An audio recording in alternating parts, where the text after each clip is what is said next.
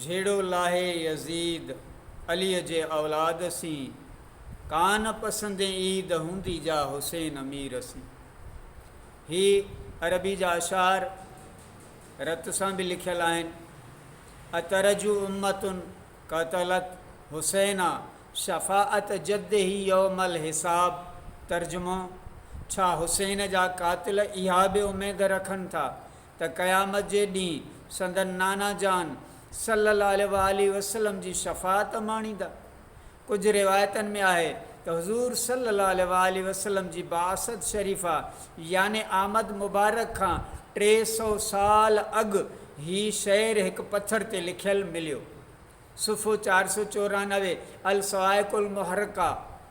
हज़रत सैयदना शाह अब्दुल अज़ीज़ मुहद्दिस देहलवी रहमतुल्लाह अलैह उहो पंहिंजे किताब में लिखे थो, यज़ीद जा नापाक सिपाही शोहदाए करबला अलैहिम रिदवान जे मुबारक सिरनि मुबारकनि खे खणी वञी रहिया हुआ।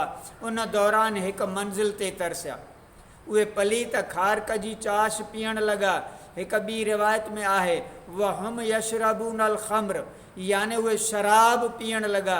एतिरे में हिकु लोह जो कलम ज़ाहिर थियो ऐं उन रत सां इहे अशआर जेके अरबी में मूं तव्हांखे ॿुधाया, अतरजू उम्मत क़तलत हुसैना शफ़ात जद ही यौमल हिसाब। छा हुसैन जा कातिल इहा बि उमेद रखनि था त क़यामत जे ॾींहुं संदन नाना जान सल्लल्लाहु अलैहि वसल्लम जी शफ़ात माणींदा। इहे रत सां शेर लिखिया।